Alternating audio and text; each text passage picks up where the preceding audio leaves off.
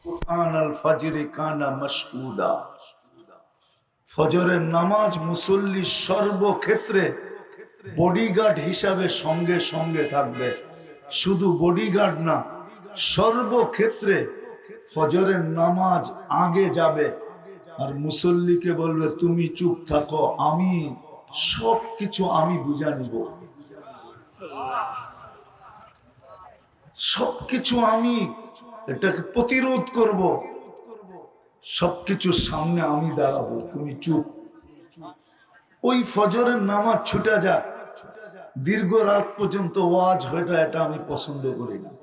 তো যেটা বুঝাইতেছিলাম, প্রশ্ন হোক আর কথা বলার ভঙ্গি হোক, যে যেই উম্মত আল্লাহর কাছে এত প্রিয়, এত ভালোবাসার পাত্র, আপনি আরেকটা দেখেন না, 60-70 বছর পাবো বটে, কিন্তু 70 বছরের হিসাব তো আল্লাহ আমাদের কাছে নিবেন না। প্রথম 15 বছরের তো হিসাব নিবেনই না, যতক্ষণ পর্যন্ত প্রাপ্ত বয়স্ক না হয়, ওটার কোনো হিসাব কিতাব নাই। তারপরে যতক্ষণ ঘুমে কাটবে, ওটারও হিসাব কিতাব নেই। ভালো যদি না বাসতেন তাহলে এটা কোনোদিন করতেন না, কেননা নিয়ম এটাই, ভালোবাসার পাত্রকে বেশি খাটানো হয় না, ভালোবাসার পাত্রকে আল্লাহ বেশি খাটান না, এই উম্মতকে আল্লাহ বেশি খাটাইতে চান না। এরকম শত দেখানো যায় যে আল্লাহ আমাদেরকে কতটুকু ভালোবাসে। নামাজেরটা দিয়ে দেখায় দিই, কোন উম্মতকে আল্লাহ টাকার দায়িত্ব নেন নাই, কিন্তু আমাদের নবীজির দিদের ব্যথা দেখা আল্লাহ বলছেন, নবীজি নিয়ে যান নামাজ, পরিশ্রম কমায় দিলাম বটে, কিন্তু সোয়াব কমাবো না, আপনার উম্মতের জন্য সোয়াব 50-50ই থাকবে। বরং যদি আমি 50 বলি এটাও ভুল হবে। বলছে আরো বাড়ায়া দিব। বলছে কতটুক বাড়াবেন? জামাতের সাথে পড়লে 27 গুণ বাড়ায়া দিব, মানে এক ওয়াক্ত পড়বে 270 ওয়াক্তের সোয়াব পাবে। ভালোবাসা না হইলে এত বাড়াইলেন কেন? আরেকটা দেখাই, ভালোবাসা যদি না হইতো তাহলে নিজে দায়িত্ব নিলেন কেন? আপনার উম্মত যেখানেই থাকুক না কেন, জোহরের সময় আমি ডাইকা ডাইকা পড়ায় নিব, আসরের সময় ডাইকা ডাইকা পড়ায় নিব, মাগরিবের সময় ডাইকা ডাইকা পড়ায় নিব, এশারের সময় ডাইকা ডাইকা পড়ায় নিব, ফজরের সময় ডাইকা ডাইকা পড়ায় নিব। আরেকটা যদি দেখি, আরো ভালোবাসা উচ্ছায়া পড়বে, মুসাল্লি ইউনাজি রব্বা, আল্লাহ যেন নামাজের জন্য ডাকে না, আল্লাহ যেন বলতে চায় সারা রাত্র ঘুমাইলি, সকাল হয়ে গেল, তোর সাথে তো আমার কথা হইল না, একটু উঠা আয় না, ফজরের সময় দুইজনে একটু কথা বলি না। আবার জোহরের সময় বলে সেই ফজরের সময় কথা হইল, এখন তো দুপুর হয়ে গেল, চল না দুইজনে মিললে একটু কথা বলি না। আবার যখন বিকাল হয়, সেই দুপুরে না কথা হইল, এখন তো বিকাল হয়ে গেল, চল না দুইজনে মিললে একটু কথা বলি না। আবার যখন মাগরিব হয়, সেই বিকালে কথা হয়েছে, এখন তো রাত্র হয়ে গেল, চল না দুইজনে মিললে একটু কথা বলি না। বলবেন এশা? আল্লাহ তো এশারটা এইভাবে বুঝায় যে একটু পরে তুই ঘুমায় যাবি, সকালে উঠবি কি উঠবি না তুই জানিস না, চল না শেষমেশ দুইজনে একটু কথা কয়ে ঘুমাই না। এই জন্য মনে হয় এশারের সময় ডাকে। কতটুক ভালোবাসা হইলে এরকম হইতে পারে? আজকে ওই উম্মত নির্যাতিত কেন? কেন ওই উম্মত পেরেশান? মুসলমানের মতো তো পাগলের মতো কেউ ছুটাছুটি করে না। দেখবেন ছুটাছুটি, আমাদের কাছেই তো 10 লাখ আছে, সব তো মুসলমানই, ঠিক না? কি রোহিঙ্গা মুসলমান না? হ্যাঁ না, মুসলমান না? 10 লাখ তো আমাদের কাছেই ছুটে আসছে, ঠিক না? বাকি দুনিয়া দেখেন না, 12 লাখ আমাদের কাছেই তো ছুটে আসছে, ঠিক না? এত ছুটাছুটি কেন? এত পেরেশান কেন? শুধু কারণ একটাই, আর কিচ্ছু না। আজকে আমরা উম্মত হইয়া নবীজির ইজ্জত রাখি, লাজ রাখি। নবীজির ইজ্জত যদি রাখতাম তাহলে এই সমাজের যুবক কোনোদিন নেট দেখা চুল কাটতে না। যারা দাঁড়ায় আছে 99% নেট দেখা চুল কাটে, নেটের ডিজাইন দেখা চুল কাটে।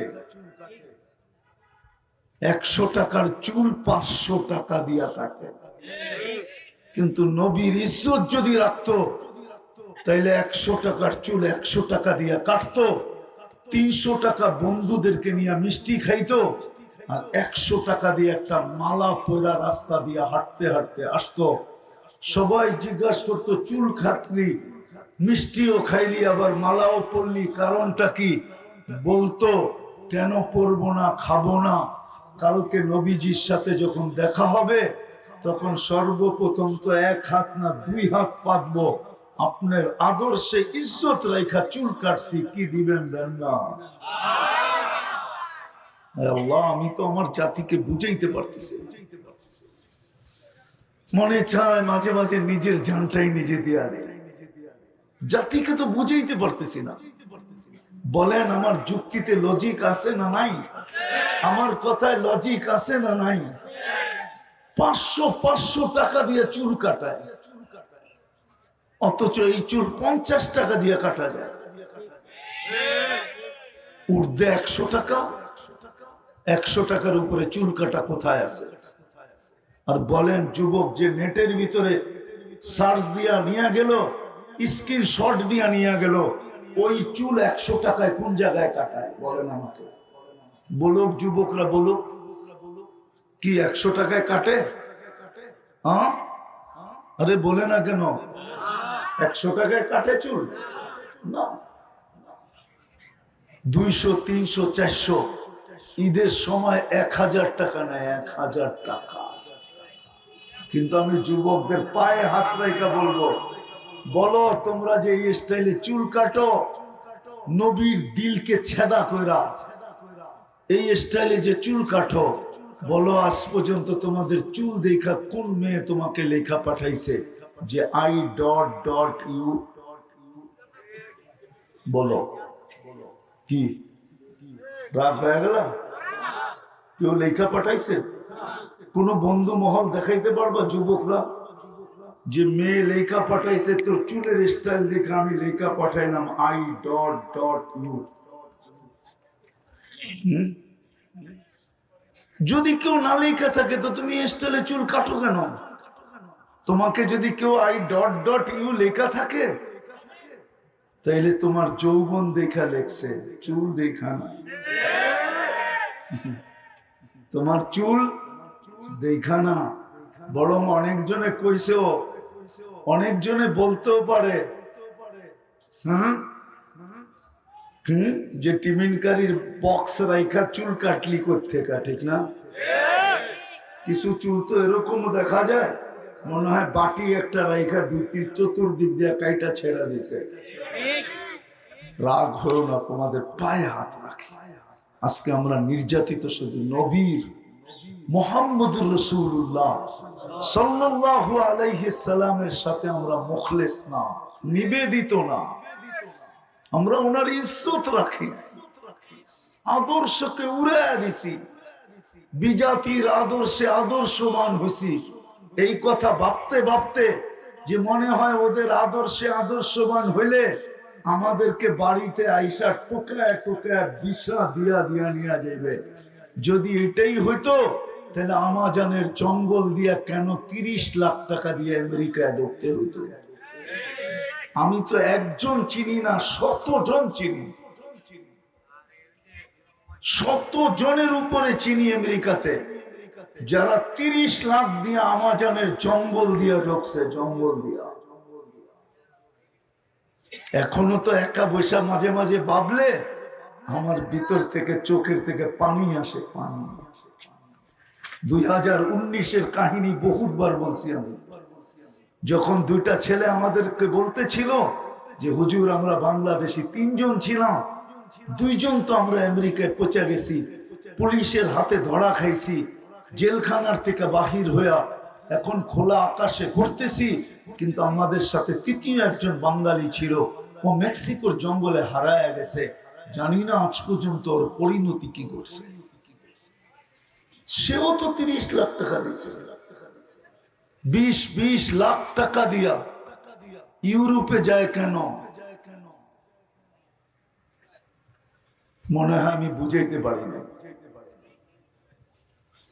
যদি ওদের আদর্শে আদর্শবান হইলেই আমাদেরকে ভিসা দিয়ে নিয়ে যেত, ভিসা দিয়া যদি নিয়ে যেত আমাদেরকে, তাইলে এই 20 লাখ টাকা দিতে হইতো কেন? 30 লাখ দিতে হইতো কেন? দালালের পিছে পিছে ঘুরতে হইতো কেন? তাইলে তো বিকেনি পড়ে আমেরিকান এম্বাসিতে গেলি ভিসা। আজ পর্যন্ত তো দেখলাম না, 99টা এম্বাসি তো দেখলাম, আজ পর্যন্ত তো কত মানে দেখলাম না যে পোশাক দেখা ভিসা দিয়া দিছে। কি কমিশনার সাহেব রূপ দেখা ভিসা দিয়া দিছে? না ঢাকায় শব্দ কমু মামু দেখা ভিসা দেয়, মামু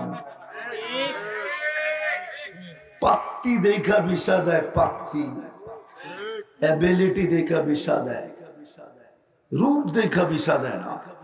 আমার জীবনের একটা কাহিনী আছে, যদিও আমি ব্যথা পাবো, দেখি কারো দিলে লাগে কিনা। আমার বড় ছেলে যেদিন মারা যায়, ওর 6 দিন পরে আমি জার্মানি এম্বাসিতে গেছি। আমার 25 দেশের সফর ছিল সামনে, কিন্তু আমার পরনে ছিল শুধু লুঙ্গি আর পাঞ্জাবি, আর এরকমই একটা রুমাল কান্দে ছিল, স্টিলের একটা পানের ডাব্বা ছিল, আমি পান খুব খাই। কিন্তু 6 দিন আগে বড় ছেলে মারা গেছে, মন মানসিকতা কিরম এটা তো জানেনি। দীর্ঘ 6 বছর নিয়ে যাকে নিয়ে আমি যুদ্ধ করছি, তার ক্যান্সার ছিল।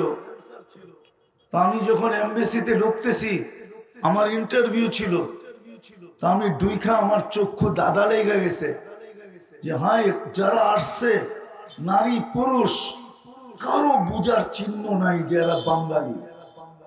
সব এমন সাজা সাজছে, মনে হয় যে মাত্র ইউরোপ থেকে নাইমা এই কামরায় ঢুকছে। আমাকে ডাকছে, আমি গেছি, আমাকে জিজ্ঞাসা করতেছিল কি করো, বললাম। তো অনেকগুলা গয়না পড়া ছিল, আমার গয়নাগুলা কালো হলো কেন? আমি বললাম তুমি পারফিউম খুব ব্যবহার করো। বলছে হ। এগুলা পরিষ্কার করব কিভাবে? আমি বললাম যে চলো কারখানায় পরিষ্কার করে দিব। বলছে তুমি ঘরোয়া পদ্ধতি বলো। তো আমি ঘরোয়া পদ্ধতি বললাম। আমি দেখতেছি ও ভিসা প্রিন্ট করতেছে, আর আমি যখন ঢুকছি তখন সবার মুখে মুস্কি হাসি ছিল যে কাকটা কুকিলের ভিতরে কোত্থেকে চলে আসলো। কাকটা কুকিলের ভিতরে কোত্থেকে চলে আসলো। সবার চেহারার ভঙ্গি এটা বলতেছিল যে আমি কাক, ওরা সব কুকিল। আমি দেখতেছিলাম ও ভিসা প্রিন্ট করতেছে। ইন্টারভিউ এতটুকুই শেষ।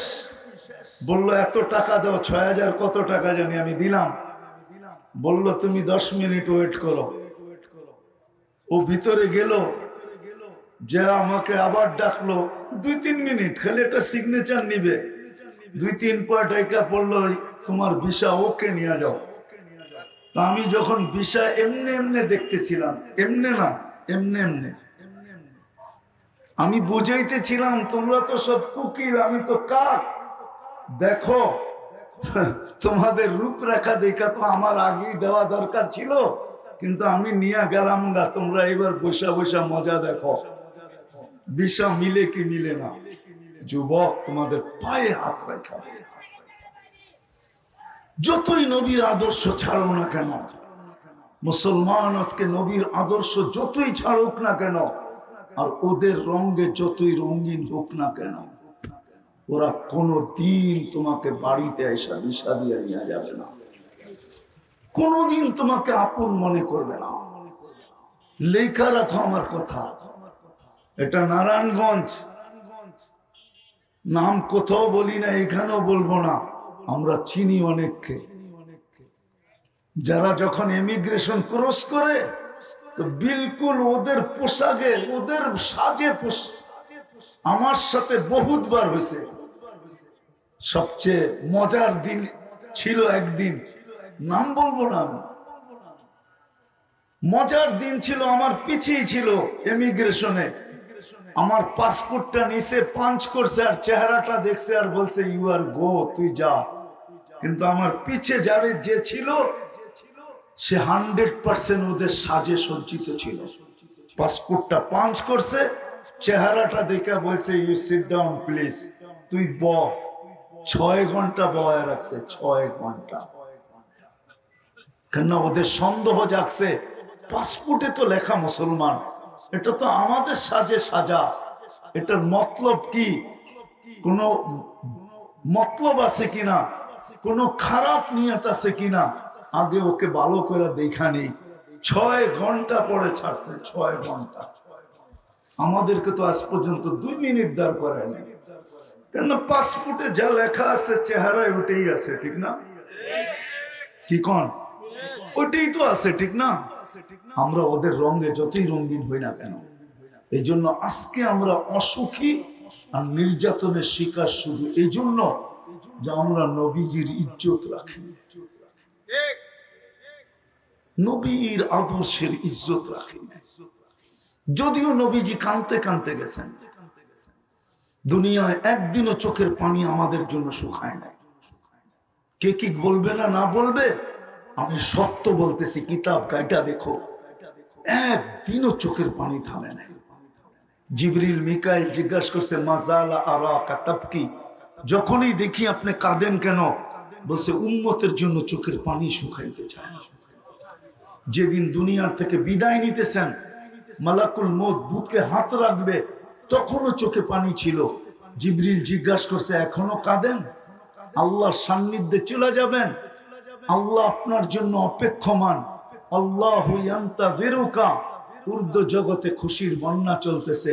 হাবিব ইয়াসিরুল হাবিব, বন্ধু বন্ধুর কাছে চিরদিনের জন্য চলে আসবে। আপনি কেন এখনো চোখে পানি? তো বলছে উম্মতের জন্য চোখে পানি। আমার উম্মতকে কে দেখা রাখবে? আবুল্লাহ সমরকান্দি রহমতুল্লাহ আলাইহি লেখছেন, এখনো কবরে আল্লাহর রাসূল কাঁদতেছে, ওলামা দেখে এখনো চোখের পানি ঝরাইতেছে। আবুল্লাহ সমরকান্দি রহমতুল্লাহ আলাইহি লেখছেন, আঙ্গুল উঠাইলে ওনার উপরে উঠাইলে ভালো হবে, আমার উপরে না উঠায়া উনি কিতাবে লেখছেন যে কবর থেকে উঠবে, আল্লাহর রাসূল কাঁদতে থাকবে, ওয়াকুল বলতে থাকবে জিবরিল আইনা উম্মতি, আমার উম্মত কোথায়? কেননা আল্লাহর রাসূল সবার আগে উঠবে। জিবরিল বলবে মা শাক্কাল আরদা আহাদুন ইল্লা আনতা, আপনি ব্যতীত জমিনের উপরে কাউকে উঠানো হয় নাই। সর্বশেষ যেটা বলতেছি এটা বড় লক্ষণীয় বিষয়।